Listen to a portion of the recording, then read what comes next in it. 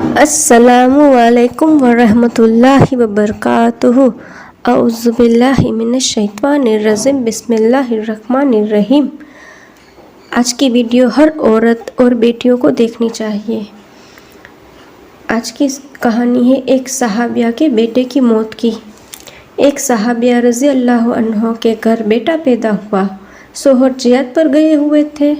جس دن شوہر کو آنا تھا تو اسی دن کچھ گھنٹے پہلے بیٹے کی موت ہوئی۔ اب بیوی پریشان بیٹھی ہے کہ شوہر اتنے دنوں کے بعد گھر آئیں گے۔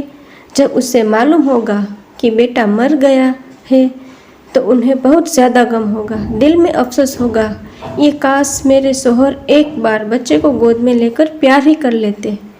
جب وہ صحابیہ بہت پریشان ہوئی تو انہوں نے بچے کو نہلا کر کپڑے ڈال کر چارپائی پر لیٹا دیا اور کسی کو بتایا ہی نہیں کہ بچے کی موت ہو گئی ہے۔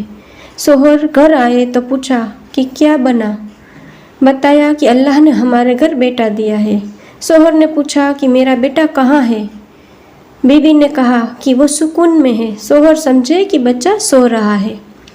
شوہر نے کھانا کھایا، رات ہو گئی، میاں بیوی ایک ساتھ سوئے اور سفر کی بہت سی باتیں بھی ہوئی۔ لیکن اس عورت کو دیکھیے جو ماں تھی، اس کے دل پر کیا گزر رہی ہوگی، جس کے معصوم بیٹے کی لاش سامنے چارپائی پر پڑی ہوئی ہو، لیکن وہ اپنے شوہر کی خوشی کی خاطر سینے پر پتھر رکھ کر اس راز کو چھپائے بیٹھی ہو کہ میرے شوہر کا دل غمزدہ نہ ہو۔ وہ نیک بیوی اس کے ساتھ کھانا بھی کھا رہی ہے، ہنس بول بھی رہی ہے، دونوں میاں بیوی مل بھی رہے ہیں، یہاں تک کہ اسی حال میں صبح ہو گئی۔ صبح بیوی اپنے شوہر سے پوچھتی ہے، مجھے ایک بات بتائیے۔ شوہر نے کہا، پوچھو۔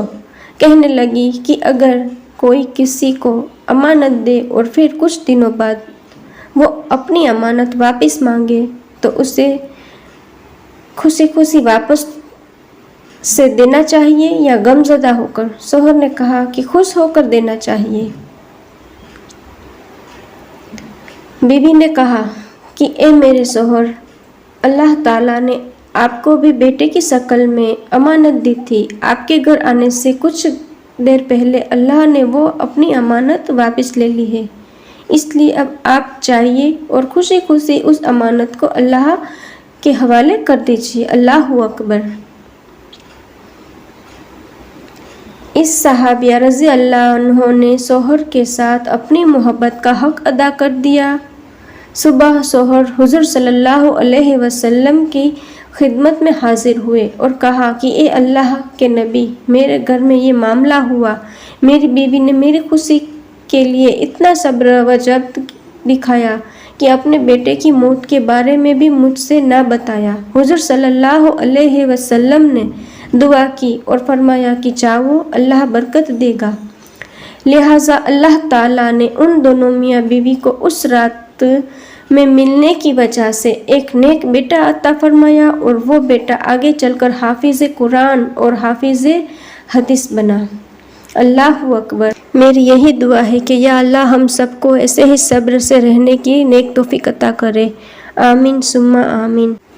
ویڈیو کو فل واچ کرنے کے لیے آپ سب کا بہت بہت شکریہ۔ اگر آپ کو ہماری یہ ویڈیو اور ہماری آج کی یہ سچی کہانی آپ کو اچھی لگی تو لائک کریں، شیئر کریں اور کمنٹ میں بتانا نہ بھولیں اور سبسکرائب بھی کر